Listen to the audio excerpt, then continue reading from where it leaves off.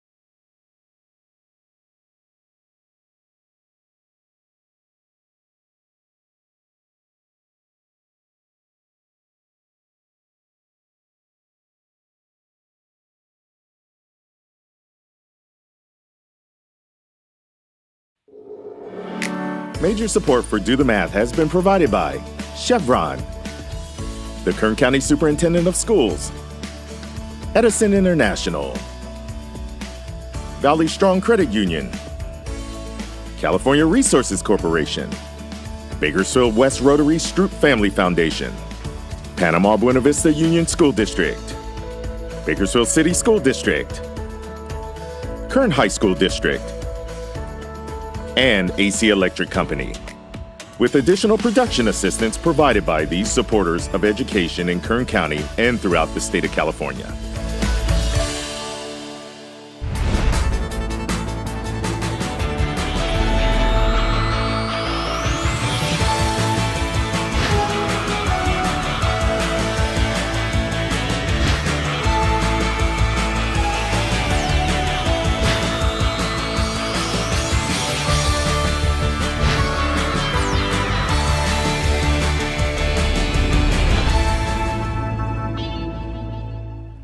Well, good afternoon and welcome to Do the Math. I'm Michael. And I'm Cole. And in studio with us, we have a student guest, Jordan. And Jordan, if somebody wanted to get a hold of us at Do the Math, what would they need to do? For math help, call in Bakersfield 636-4375, toll free 1-866-636-6284. Email dothemath@kern.org. We're online at dothemathonline.net. And social media, Facebook, Instagram, Twitter, and YouTube. All right, so there's a lot of ways to get a hold of us here at Do the Math, and we are available on Tuesdays and Wednesdays throughout most of the school year. You can phone us between 3:30 and 5:30, and obviously the show is live from 4 to 5. So if there's a problem that you would like help with, simply give us a call, and if you'd like to see it worked out, let the phone tutors know that, and we'll try to get on your phone call as soon as we can. Now, all that social media stuff, do you have all that stuff? No, not right now. Neither do I. You know, that's a lot of stuff to have out Yeah. there, right? How is, now you were in 7th grade this year. Yes, I'm How's it in going? seventh grade. Good, very good. What's so good about it? It's just pretty easy on learning. It's just been easy this year. Okay, so it's been pretty easy so far? Yeah. And you enjoy all the things? Yes, I enjoy Do you it. like Sounds great. the online learning? Yeah, I actually think it's better than going to school. Oh, okay. Well, good. Well, that's a positive thing right there, right? Mm-hmm. Well, you know what? You're working on percents right now, correct? Yes. All right, we're going to do a quick percent problem right now. And as you work on it with Cole, kind of explain to him what you're doing. Okay. All right, so go ahead on over to the board. We'll take a look at the first one together. The first one is 20%. So you can go ahead and write anything down that you need to. So 20% of 120 is what number? 20%. So 20% of 120 is what number? So explain to Cole how you're setting this up and what you're doing. Okay, I am setting this up as two fractions, which I times, and then I have to write 100 over x, and then and I like doing the butterfly method, which I times both of these. So can I ask for some clarity though? So why did we put 100 over here on the bottom of the right one? What made you think that 100 was the number to put there? Because 20% of 100, because 100% is always the, it's always the first percent that you always get, because 100% it starts as all the percents. Yeah, and it's probably because it's the whole, right? Cause Yes, it's a whole yeah. number of 100, which is 20. Okay, and continue. I was just curious where you got the 100 from. Okay, thank you. Mm-hmm. And then I put 120x over 100, and I like doing 100x, and then I times it again, but I have to put it over 100, because if I want to get rid of this x, I have to times 100 over divide 100 over 100 to leave the x by itself so I could get the answer. Then I have to do the same thing on the other side as 100. Then I have to times 120 times 20. Go to do that. And here, I'm going to move that board for you a little bit, Jordan, so you've got some room there. Okay. There you go. Okay, then I will get all zeros, but then when I do it the other time, I got to put a 0. 0, 4. Get 2,400. Then I put it over here. Then I have to divide 2,400 divided by 100 so I could get the answer for x. Then I do 200. I think you need to put another 0 on your 240 there. Oh, yes. There you go. And I will do it 2,000 times, which would be 20, then minus So I get 0, 0, 4, 0. Then I would be left with 400, and I do it 4 times.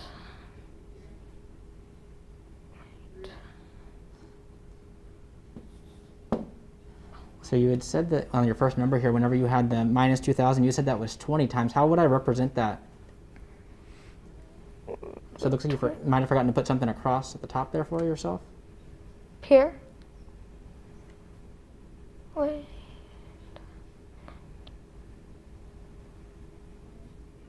So you've got everything done correctly so far, right? You know what you're doing. Yes. Where would you put the 2? So 100 times, you said 100 times 20, right, was 2,000? Yes. Mm-hmm. So where would the 2 go? The 2 would go right here. There you go. And then you already subtracted. Yes. So now you know 100 goes into 400 how many times? 4 There you go. And where's the 4 go? over here. Then I get 24. So what does that tell us? Tells us that x equals 24.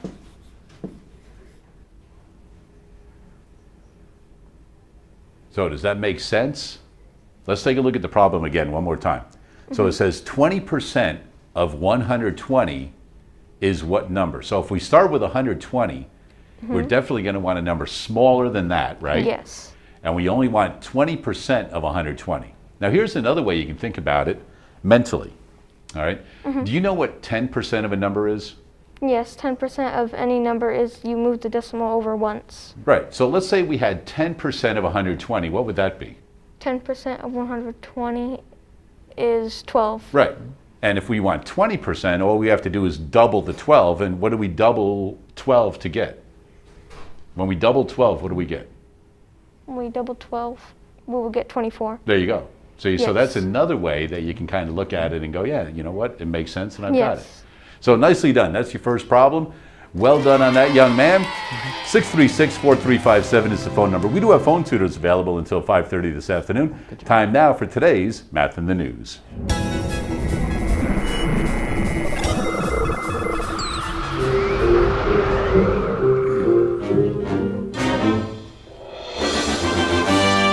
All right, in the studio today, we have the pleasure of welcoming Jasmine Ocampo from, so make sure I get the name of the place right. The Kern County Public Health Department? Right, it's Kern County Public Health Services Department. Health Services Department, there you go. A little longer than I thought it was going to be, all right? So why don't you explain to everybody, first of all, what that entity is, and then kind of your role with them. Right, so the Public Health Department promotes different healthy lifestyles and behaviors, and those topics can range from nutrition, what goes into your daily diet, car seat safety, tobacco education, oral health, so just a range of different healthy behaviors as well as diseases. Okay, and your role with the department? I am the senior health educator. My primary role is a tobacco coordinator, and right now I'm working with COVID-19, so I'm the school and daycare liaison. Okay, so there's a lot of people who want to know what you know, right? Right. So the students are aware that, COVID has been going on for about a half a year now. What do we know now that we didn't 6 months ago? Right, so the data is always ongoing. We know now some of the preventative measures early on that wasn't really clear. And now we know, washing your hands is really important, the distancing of 6 feet, the face coverings as a protective measure. We know all of that as the months started to go by and the infectious rates among different populations. Okay, and you said that you guys did a lot of stuff with schools and education and things like that. What are some of the things that you guys would typically do? Like if this was a normal school year, where would the public see you guys involved in education? Well, I work directly with the school, so they'll call me and they'll ask about the guidance that comes out from CDPH. So we really wouldn't go on campus, but we provide education in different platforms. So we've done it on Zoom calls, we've done it in different webinars, phone calls, things like that. Okay. Students are well aware now because we see Jordan, he knows how to wear his mask, he knows about washing his hands all the time, social distancing, things like that, having to do distance learning. Traditional flu season is coming up. Right. is there anything that a child or an adult can do differently or in addition to help prevent the flu along with preventing the COVID virus? COVID-19, right. So in addition to all the measures we're taking now, so that's washing your hands for at least 20 seconds, the 6-foot distancing, wearing your face coverings, you want to consider the flu vaccine. And flu vaccine is recommended for anyone 6 months or older. So now that flu season is picking up, we highly encourage those individuals, whether they're children or parents, to seek the flu vaccine this year. Okay. And there's a lot of places somebody can go and get the flu vaccine. Definitely. Now, I know that some students are thinking, well, I know all that stuff, and I know that I can't go to school, but I know that people are able to go other places out in the public. So what is the difference between, let's say, a school and a store? Right. Any store, I guess. So a grocery store, you would go in, you'd know what you're going to buy, you'd grab it and go. You're moving quickly within the store.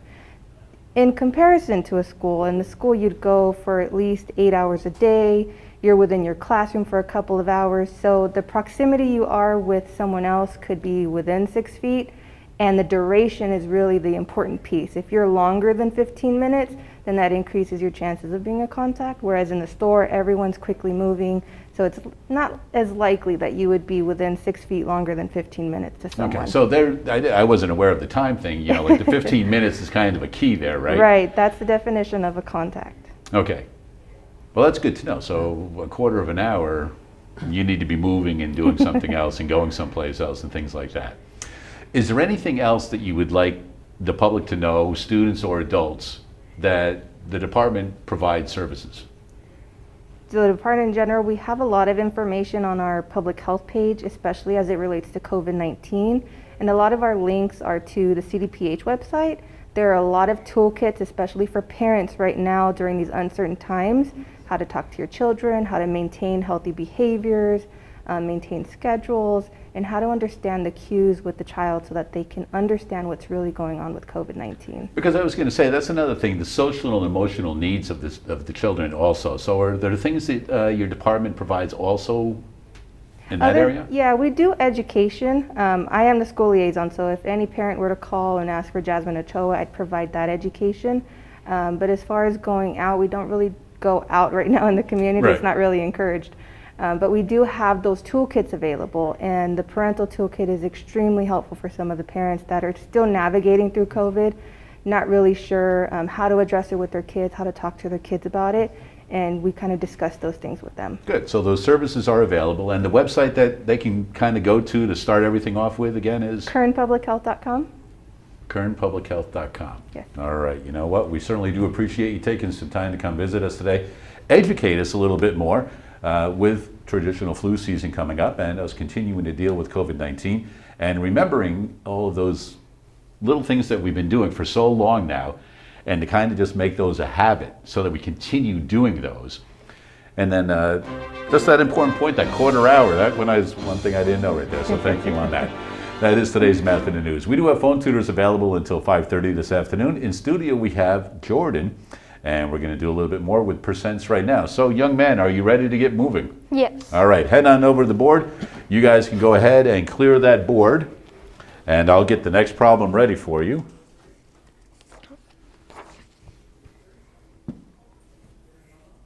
It's amazing how fast they are. All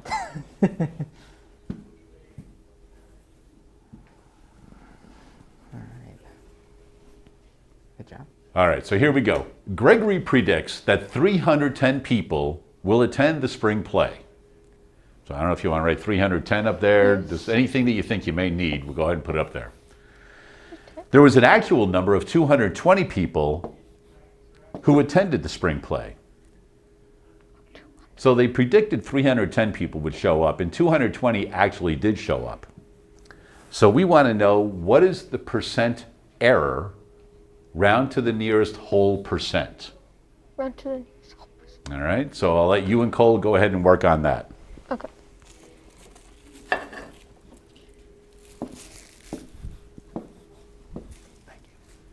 Sure, can you kind of talk us through what you're thinking here as you're starting? I am thinking of trying to minus 310 over 220 so I could get the the difference between what he estimated to the actual people that came. Okay.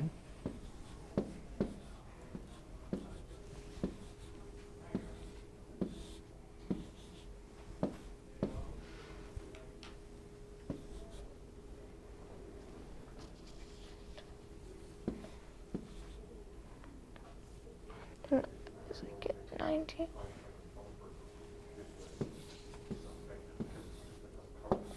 Over 220. I get 90 over 220 because I have to find the difference between these two, and I have to put it over the original number. Okay. Then I do 220 divided by 90. Then So you wrote that out right, but can we just stop and kind of pause for a second there? You said 220 divided by 90, but what is that really? Isn't that actually 90 divided by 2? oh yes, okay. 90 divided by Mhm, 2. okay.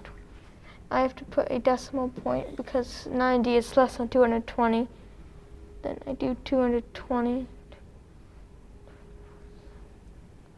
So I will get 88,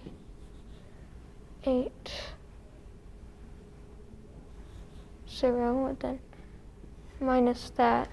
All right, let me move that board for you a little bit. And once again, how did you get the 880?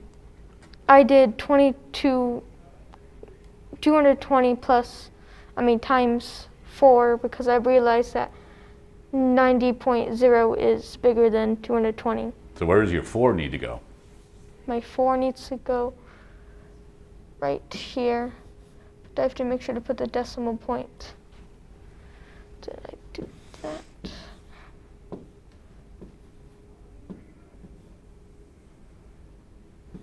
And I get 20.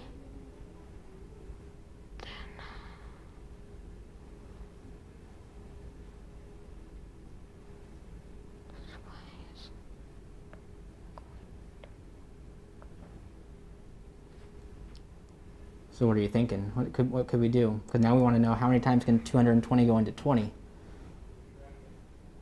20. We have to add another 0 again. But that's still too small, so we have to add another 0. Okay, and so I see you adding zeros down below the line. Should we be adding something maybe to that original? Oh, yes. Should be adding more zeros, but then.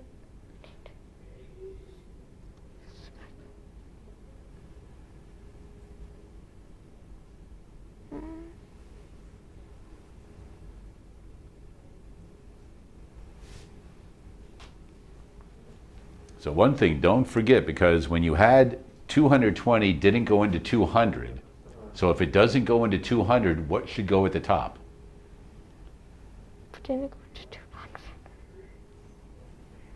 Right? It won't go in there at all, right? No. So you put a 0 on there, so you Oh, also, yes. there you go. Now you can go ahead and do 220 into 2,000. There you go, just work it off on the side. Yes.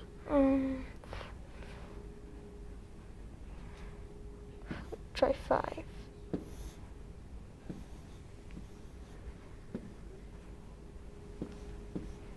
Still too small.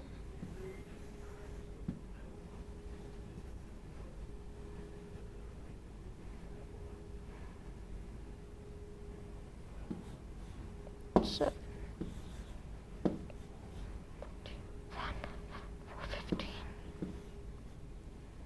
15, and I will just add 220.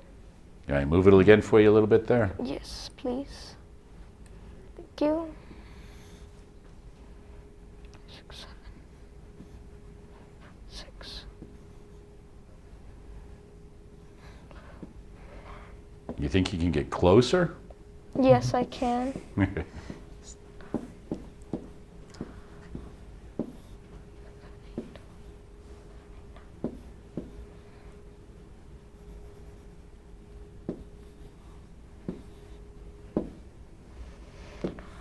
Do 1, 9, Well, let's write that down. Then I got a question for you because my mind is just going off. So I saw that you started by multiplying by 7, and then all of a sudden you started adding 220 a couple times. Yes, because if I were to erase it, it would take longer, but as I add 220, it would be the same as multiplying it by 9. Then I would get the same because as you go up, you're just adding 220 as many times. So I would just, if I would do this, it would be way harder though.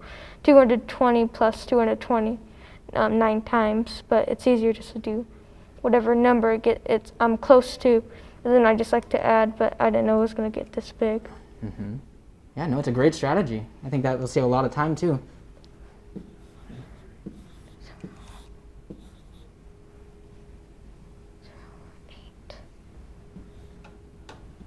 Then I have to get rid of that.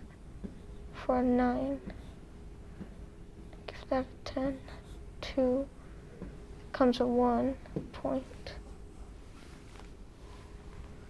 All right, so what did we just discover? 0. Discovered that it's just going to keep going on. But you got a new digit here, right? How many Yes. times did 220 go into 2,000? 9 times. 9 times. So where can we represent that? By putting a 9 up there. Right, and I think that our question asked us to the hundreds, correct, Mike?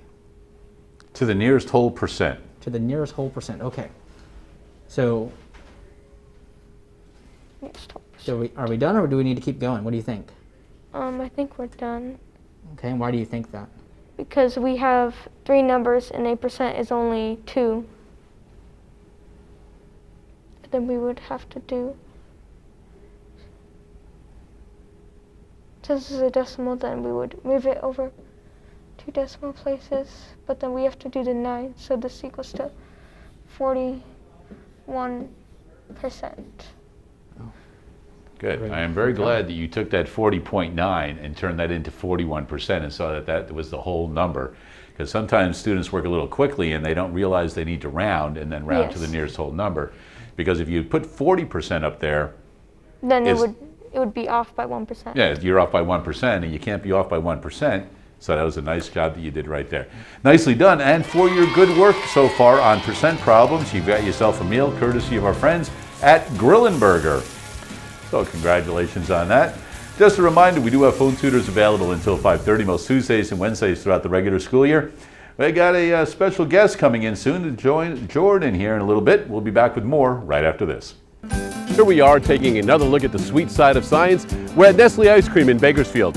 With me today, I've got Kelsey with us. We're going to go in and check it out, but first we need to meet Jared, food technologist at Nestle. How are you today? I'm doing well. Thanks for coming, guys. Hey, you know what? We're looking forward to this. Maybe we can sample a little something at the end. We ready to go take a look? Let's go do it. All right, let's go.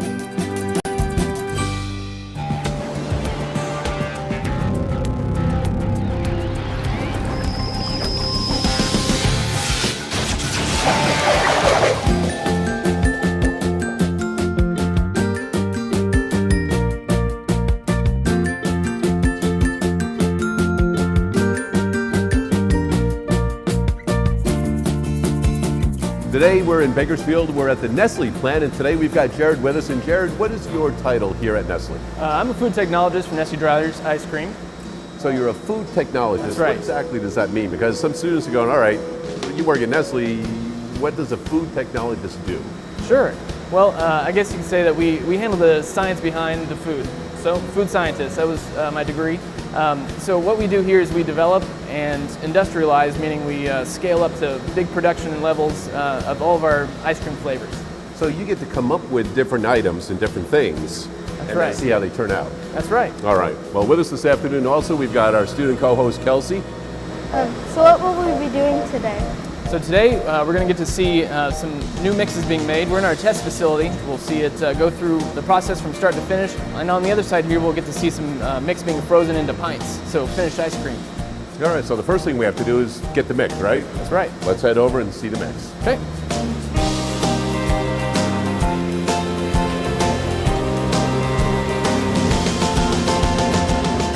So what are the ingredients that are used in most of your batches? The main component is dairy, so different components of the raw milk. In the mix that we're making today, it's a dairy-based mix, so we'll use cream and condensed milk. We'll add some sugar in, and then a few different stabilizers to make a full-fat ice cream at the end. And what role do the stabilizers play? Components of fat and water that don't like to be together. So that those stabilizers kind of surround the different components along with the emulsifiers to keep it stabilized. The stabilizers give it more body and texture. What is the next step in the process? So after the mix is actually batched, Okay. we'll send it to a homogenizer and then through a HTST pasteurizer. All right, we ready to move to the next step? Let's do it. All right.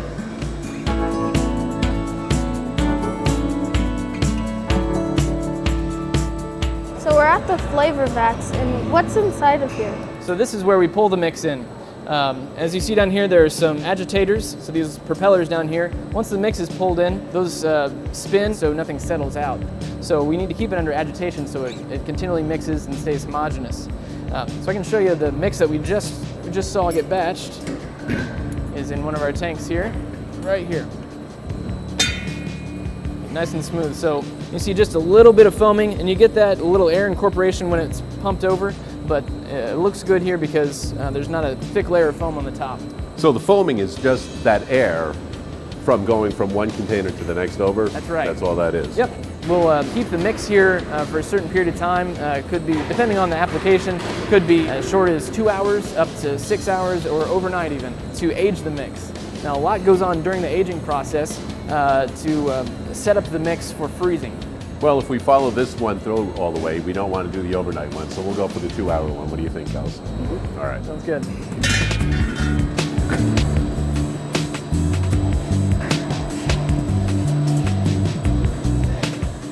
Now we get to the good part where we start adding flavors to it, correct? That's right, yep. What we do is we know how much we have, how much mix we have, and so we add the flavor at a certain percentage that we've already tested out. So now when we're gonna, before we freeze the mix, we add in the flavors. So we've got some already weighed out here. We'll pour it right in and under agitation so it gets blended properly. Give it some time to mix in well. So Richard, this is vanilla, right? Caramel. Oh, caramel. This is the caramel flavor we put in. Yep. So we turn up the speed of the agitator to make sure it blends in completely before we go to freeze. Was there a certain reason you used stainless steel to make it in? The reason why we use the stainless steel is mainly around hygiene, so cleanliness. Stainless steel, of course, doesn't rust, so we can use water and liquid products in there and it doesn't deteriorate the stainless steel. And we can use some surface cleaners on the stainless steel and sanitizers that may deteriorate some other types of metals. We've got the flavor. And about how long will that stay in there until you go to the next step? So as long as the flavor's been blended properly, we can immediately start to draw it for freezing. All right, so we've added the flavor. We ready to go? Let's go. All right.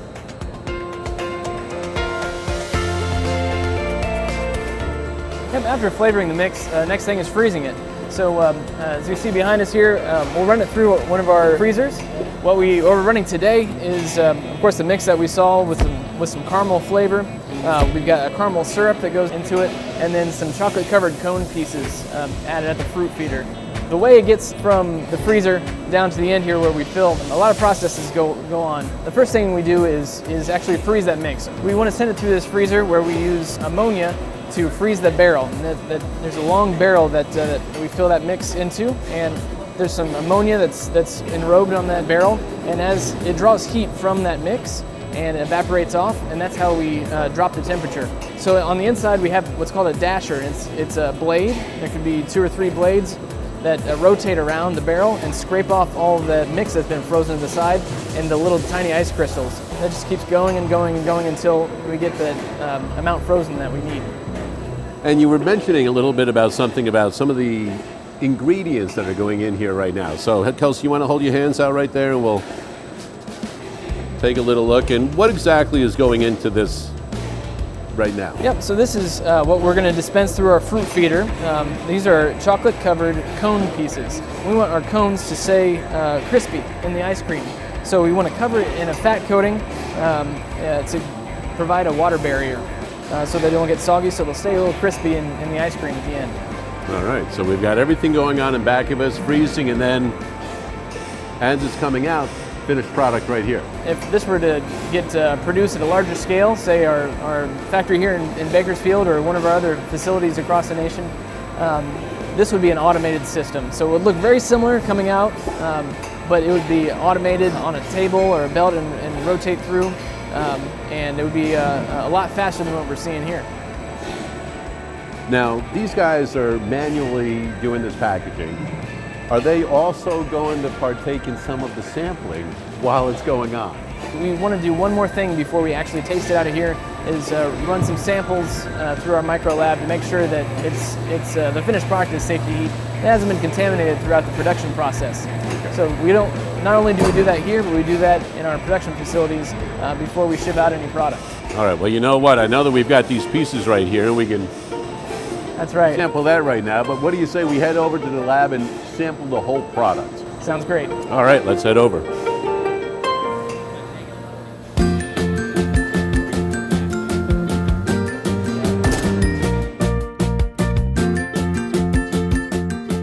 We'll taste some of the product and make sure that it's up to our quality standards. Okay.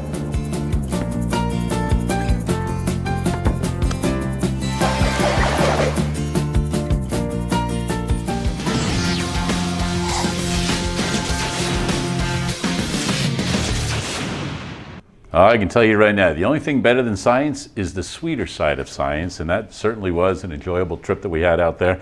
Always love to learn something new, and when we can sample product, even better. Anyway, in studio we have Cole. Cole is working today with us. We've got Jordan in studio. Speaking of science, once again, we have our friends from Science for Kern.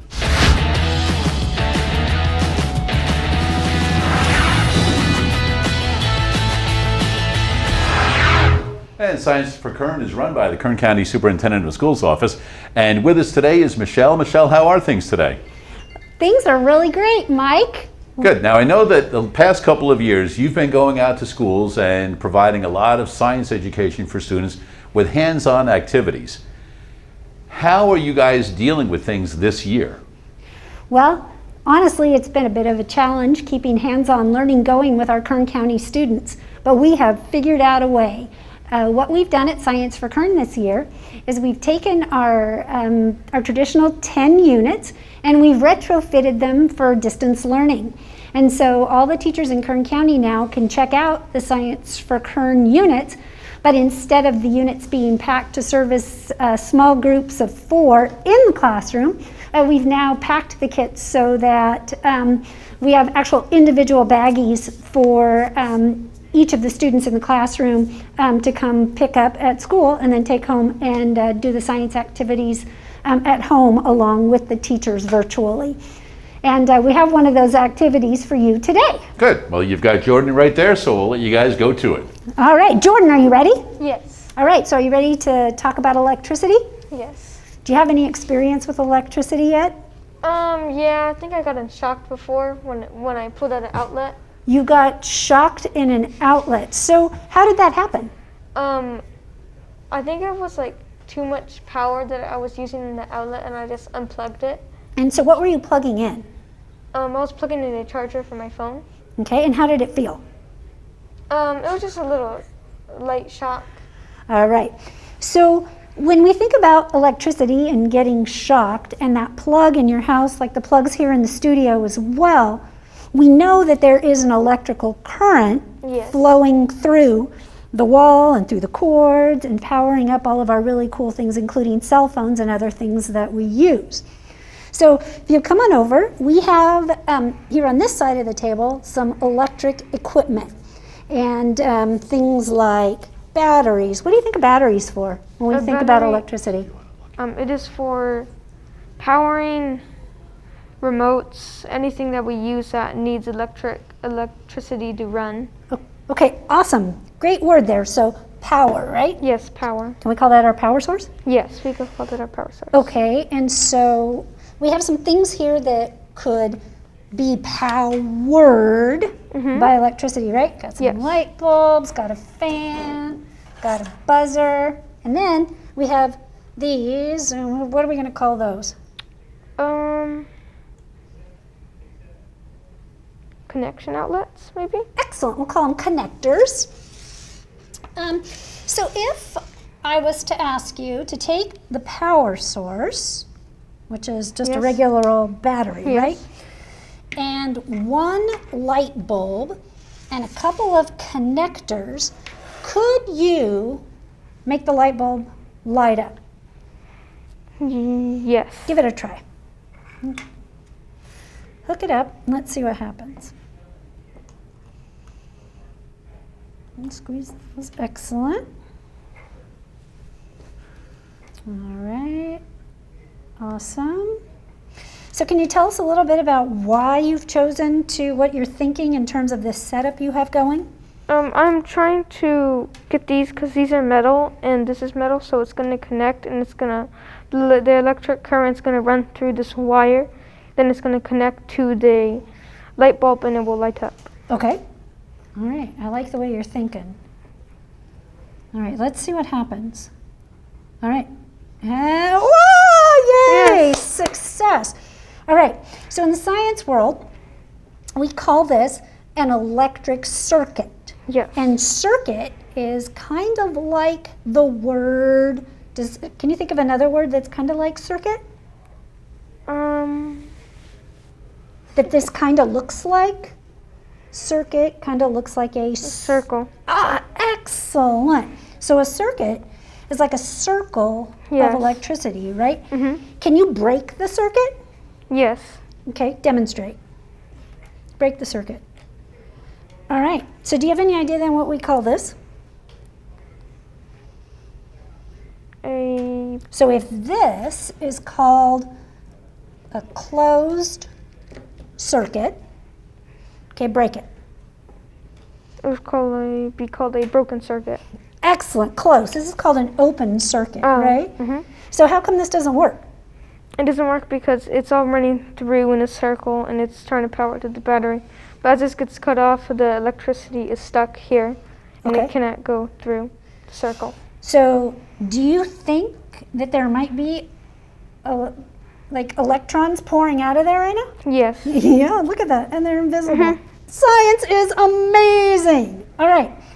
So this is some pretty sophisticated equipment that we've been playing with. So let's Yes. show the folks at home what we've been playing with that teachers can check out from Science for Kern. And if we demonstrate here quickly, our Make It Home flashlight. So we're going to turn our flashlight on. Let's see if we can get it to turn on. Let's flip the switches, right? Flip the switch for us. See if we can get the flashlight to come on. All right, remember we were talking about this one that's kind of old and having trouble getting this one to come on and complete the circuit. Get that one on there. Is it going to go? Well, let's make one of our own that does light up. So let's take so tell us again, we were talking before we went on camera, what do we have here? A copper. This is copper, and copper is made of what?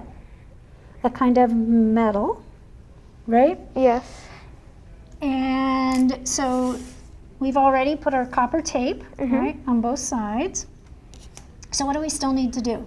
We need to attach the light and we need to put more copper. Okay, so let's take our light bulb off there, and I'll hold, and you can stick it on there. Here, let's use the smaller piece here. You got that one? Try to. Here, you take one off and I'll take off the other. And I'll stick my side on. And hopefully we'll have some success here with completing our circuit, right? Yay. Oh dear, got mine twisted. Did you have more success? I think so. All right. Stick it on there. Yeah, way to go. Nice. All right, so do we have the metal from the light bulb all wrapped up in the metal of the copper tape No. on both sides? It's got it on here. Do we have I'm gonna make sure we're completing our circuit there, right? All right, how about over here? Do we have contact with Yes, we all do. metal all the way around? All right, you wanna do the honors? Yes. See if you can light it up. Let's see what happens. All right, let's complete our circuit.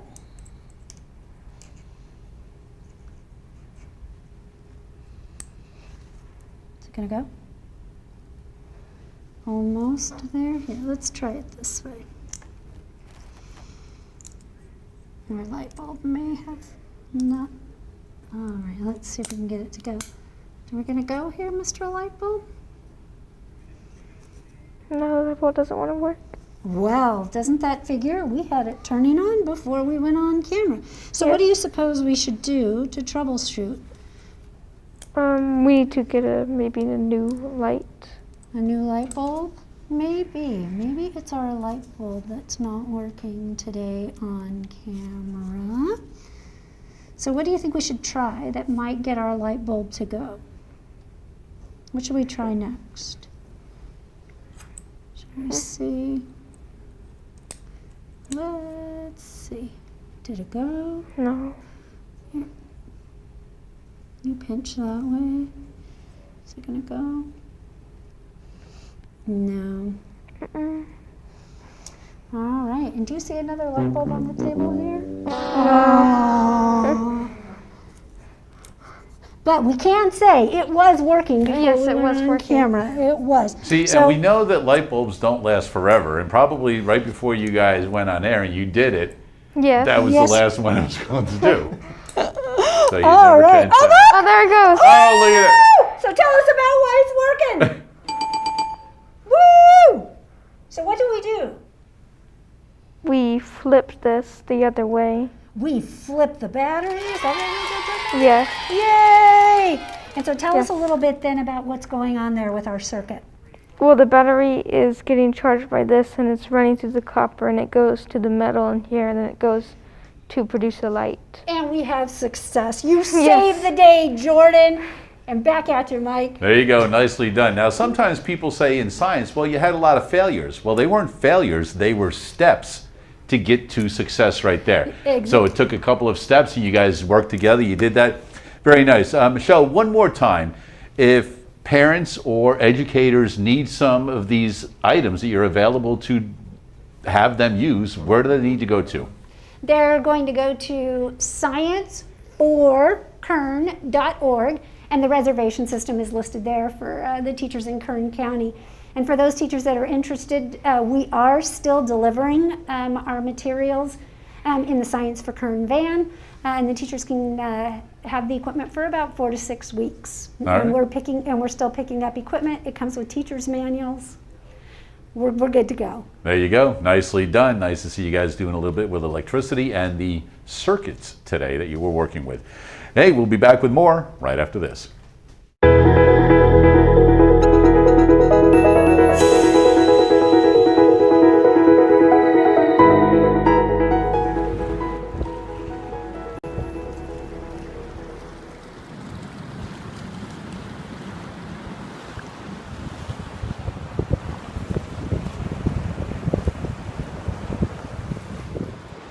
Hey Camp Keepers, this is Oak from By the Sea, and I'm here with Mrs. Elizabeth from Keep Ocean. We're here at Carolina Cove at a super low tide. So we're going to show you some stuff that we found. So pause the video and see how many different living things you can spot. Hey, so we've been finding a lot of these Ochre Stars down here at Carolina Cove over by the mussel beds over there. And they made an amazing comeback. They had their own pandemic a few years ago, almost got wiped out. But these are back from the sea star wasting disease. And look at, here's some evidence that they've been munching down on the mussels here. So here's one actually stuck in there. So they'll pull them apart like this, and their stomach will come right out inside the shell and eat the poor old mussel right from the inside out. I'm going to bring it up closer so you can see the little tube feet. Here they are, check it out right here. So there's the little tube feet that will attach to the mussel. Pull that shell apart like this. Oh, there's there's two in there. So the stomach will come out from right here into the mussel shell and digest it while it's inside its own shell. What a way to go. There are thousands and thousands of mussels here exposed at low tide in this mussel bed.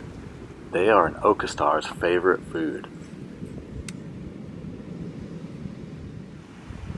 So here we can see all these empty mussel shells of mussels that have been eaten by an Ochre Star. Just a few years ago, it was very rare to find even one of these Ochre Stars.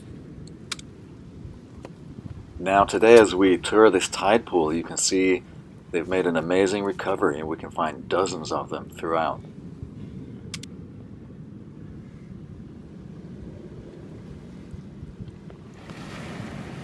As we finish up our tour, pause the video at any time and practice your observation skills. How many living things can you spot?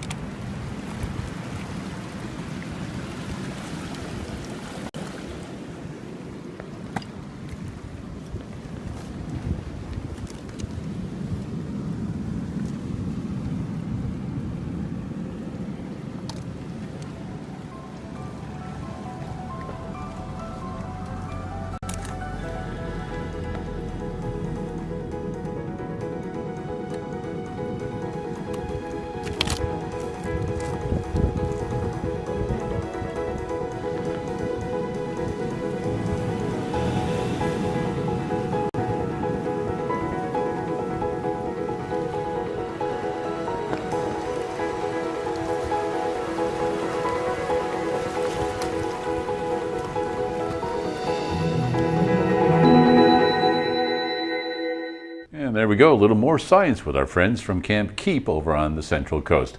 We do have phone tutors available until 5:30 this afternoon. In studio with us, we have Jordan, a student at Norris Middle School, and working on percents. You ready to do some more? Yes. Let's go to it, young man. So the first one we have is 8 is what percent of 64? So 8 is what percent of 64? So once again, explain to Cole what you're doing and why you're doing it. Okay, I am doing 8 over 64 because I like to think of it as this is of, and this is, but really it is, this is a part, and this is a whole. And then is of is the whole, then is a part. Then it says 8 is what percent of 64, so I'm going to have 8 over 64.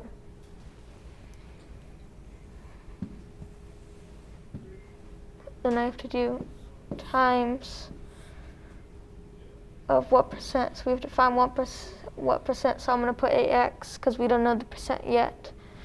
Then I have to put it over 100 because 100 is the starting number of all the percents. So I'm going to pause you just for a second, Jordan, because I think I might have caught this in the last one as well. You keep putting a times there in the middle there, but should that maybe be an equal sign? Oh, yes. Equal sign. Thank you. And then we will do, I like doing the butterfly method, which There you go. So I like your butterfly method with cross, multiply, and divide. You know how to use a calculator, correct? Yes. Use the calculator on this one to save yourself a little bit of time. Okay. Well, first I should put 64, because anything is x, then we have to just put it right there, 64x. We have to divide it by 64 because we have to get the x by itself to get what percent we need. Very good. Then we do equal. Then we have to do 8 times 100, which would be 800 over 64. Then we do 64 divided by. So you're doing 64 divided by, what is your? 800. So are you typing that one in the calculator right though? Is it 64 divided by 800 or No, it's 800 divided by. Okay.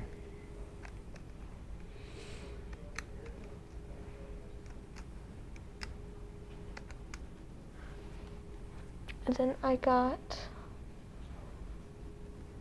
12.5. Okay, so what does that tell us? We got 12 and 5/10. That tells us that the percent is going to be 12, but since we have a 0.5, we need to round. We should have round the 2 to 13%.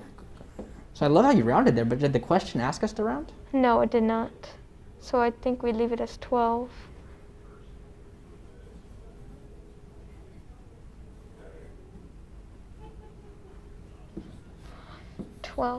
12%. So I see you still have a number that's different than what you solved for. So why are we now at 12%?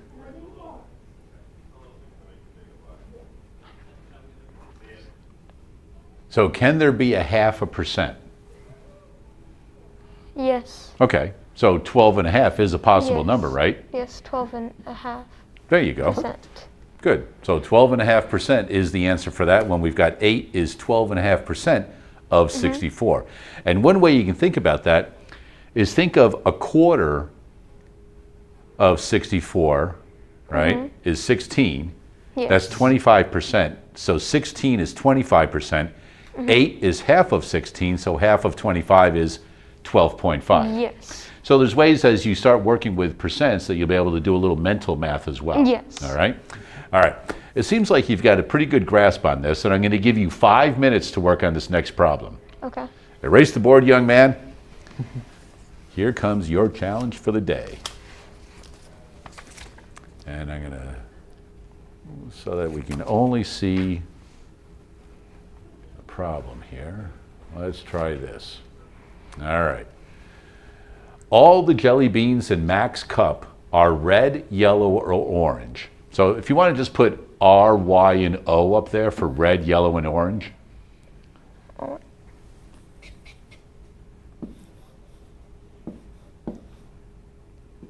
Like the Oh, I'm sorry. I meant the letter R. Sorry. Right, I got R. So the letters R, Y, Y, and O. O. All right. Now we know 5 are red 5 are red, and 7 are orange. 7 orange, If 2/3 are yellow, so over yellow you can write 2/3. 2/3 of 2/3. All right. The question says how many are there in the cup? So we know there's 5 and 7, but we need to figure out what that other number is to get the total number of jelly beans in the cup. So you and Cole discuss it, see what you want to do. So what are your initial thoughts? What are you thinking we can try? I think we could do 7 plus 5 because it's asking for the total. Okay.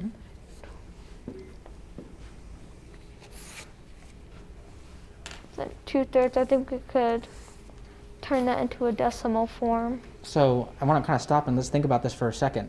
Okay. Imagine the whole cup, right? Yes. If 2/3 of them are yellow, then what's left over for red and orange?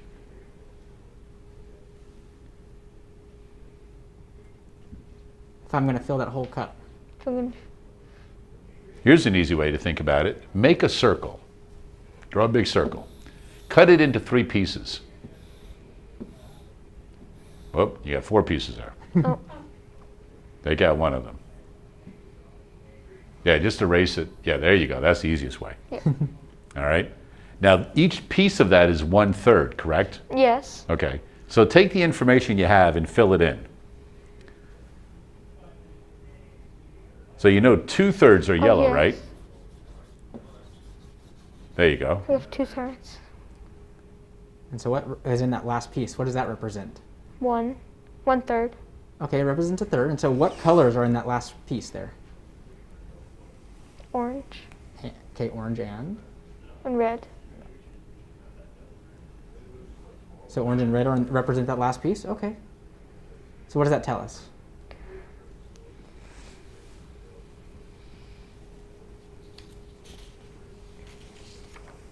That tells us this is probably a bigger number than both of these. Okay, and so, and what made you think that?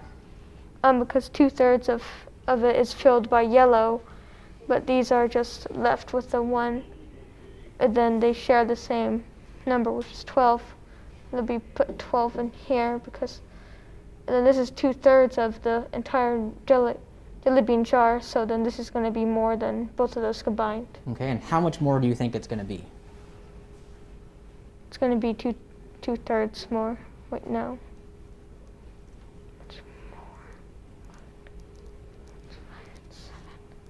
So how many times bigger is 2/3 than 1/3? How many times is 2/3 and 1/3? It is 1/3 bigger.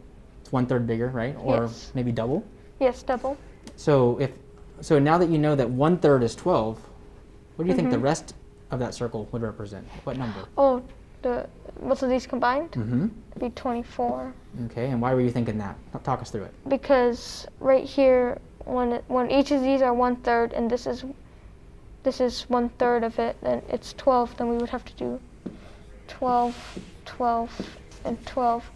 Since this one, they're all cut off, but then these two are filled by yellow, so 12 plus 12 is 24.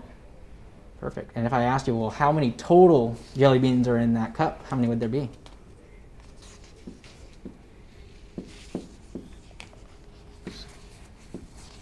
$36. Very good. All right, you job. guys ready for one more? Let's try it. Yes. This is going to be a quick one right here. You've got 2 minutes left. All right. What is 60% of 52?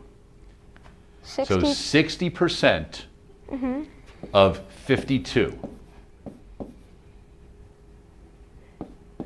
60% of 52. 52. Put an X right here. There you go. You've got it all set up, and you've got a calculator, so clear it out, and that'll help you do things a little quicker also.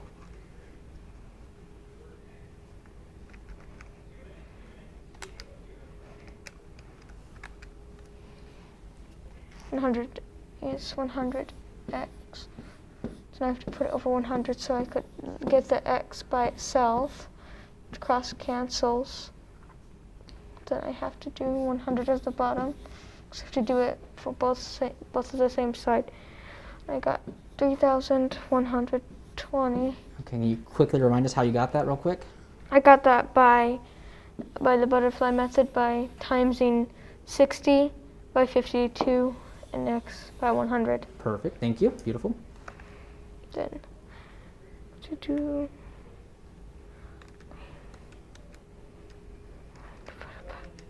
then I have to do 3,120 divided by 100, which I got, which equals 31.2.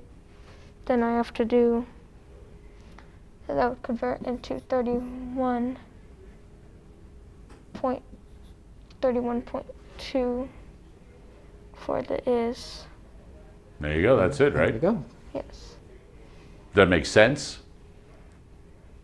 Right? Because you wanted 60% of 52. Right? So you wanted a number less than 52. Did you come up Yes. with something less than 52? Yes, I did. Okay. Now think about 50. What's half of 50? Half of 50 is 25. So you need a number a little bigger than 25. Did you get Yes. that? Yes, I did. There you go. So you can logically reason that you probably have the correct answer. You can check it a couple of times, but you've got the right answer there. Jordan, nicely done. You did some great work today. The most important question, did you have fun today? Yes, I did. Good. And did you learn a little something? Yes, I did. Excellent. And you can do the same. Until we meet again, continue to do the math.